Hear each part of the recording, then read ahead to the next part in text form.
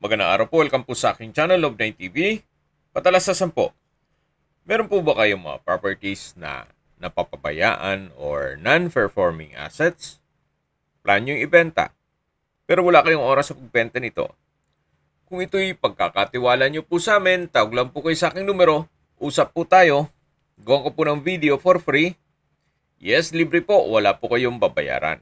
Tutulungan pa namin kayong mabenta ang inyong property. Kami na po bala sa marketing, sa boosting or paid ads. Even sa tripping, hindi na po kayo mapapagod sa pag-entertain ng mga buyers. Kami na po bala sa lahat. Tawag lang po kayo.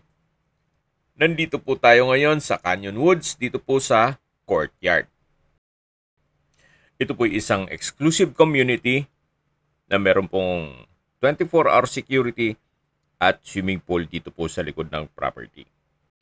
Meron din pong clubhouse, pero hindi po dito nakapwesto sa courtyard. Doon po sa kabilang face. Kompleto din po gaya ng spa, basketball court, then swimming pool. At dito po sa loob ng Canyon Woods ay meron din pong 4-star hotel at 9-hole na golf course. So ito pong bagong video presentation natin ay isang townhouse na may lot area na 80 square meters at may floor area na 240 square meters more or less. Meron po itong 5 bedrooms, 5 toilet and bath at 2 car garage. So dito po sa courtyard ay mga townhouse po yan. Siguro mga 60% ng mga unit owner dito ay ginawa nilang staycation business o pinasok sa Airbnb, kaya income generating. Kaya possible din po na maging income generating ito once na ma-acquire niyo. Pero this property is selling on as is, where is basis. Kaya please manage your expectation, gawa ng may mga papagawa po dito. So pagpasok po natin, meron pong hagdan. Pababa dito, yan po yung powder room. So, check natin. So, for sure, papalitan nyo na yung mga toilet fixtures ito. Pero itong tiles, pwede pa naman. Then, yung hand basin ay wala na rin.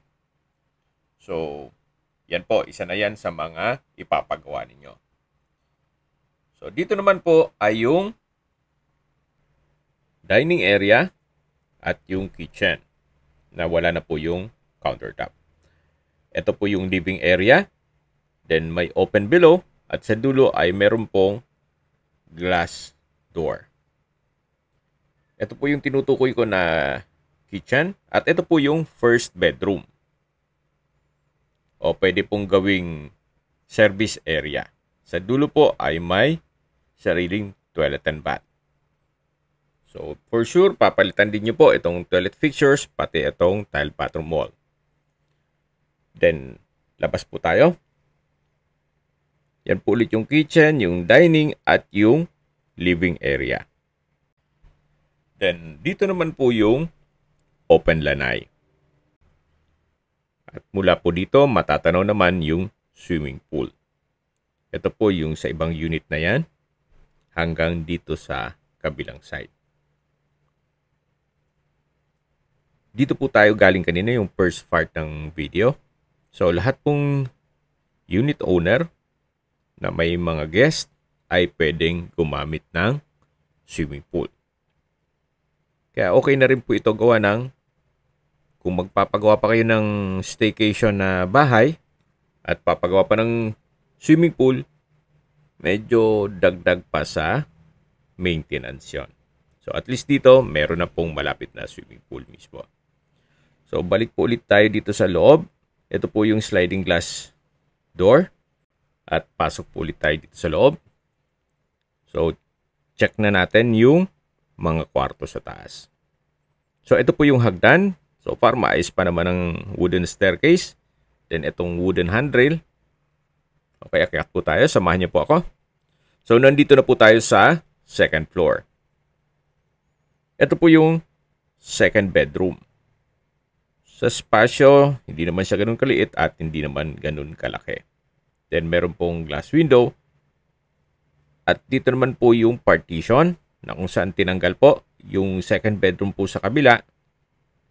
So siguro para mas magandang ay gawa na ng hollow blocks na partition. So ito po yung second bedroom. At ito naman yung pintuan para sa third bedroom. Meron din po itong glass window. Yan po yung partition na tinanggal. Wala na rin pong mga outlet. So, ito po yung common toilet and bath. So, pagawain na rin po. Maigi na po yung pinapakita ko sa inyo para at least alam nyo na kung anong mga possible na gastusin ninyo. So, ito po yung fourth bedroom o master's bedroom na may sariling toilet and bath. So, dagdag nyo na po yan sa pagawain. Then, lahat pong outlet ay wala na, tanggal na. At dito naman po yung view mula dito sa master's bedroom. Tanaw po yung swimming pool at ibang units. So, malaki naman po ang espasyo nito. So, labas po tayo at aakyat na po tayo dun sa attic na kung saan meron pa pong 2 kwarto dyan. Actually, kung isasama natin yung maid's room o service area, halos 6 na kwarto lahat. Akyat po tayo. Ito pong hagdan ay wala naman kayong ipapagawa dito. Maayos naman itong handrail at itong staircase. So, ito po yung first bedroom dito sa attic. O sa kabuang kwarto ay pang-4 na po ito. Malaki naman po ang espasyo.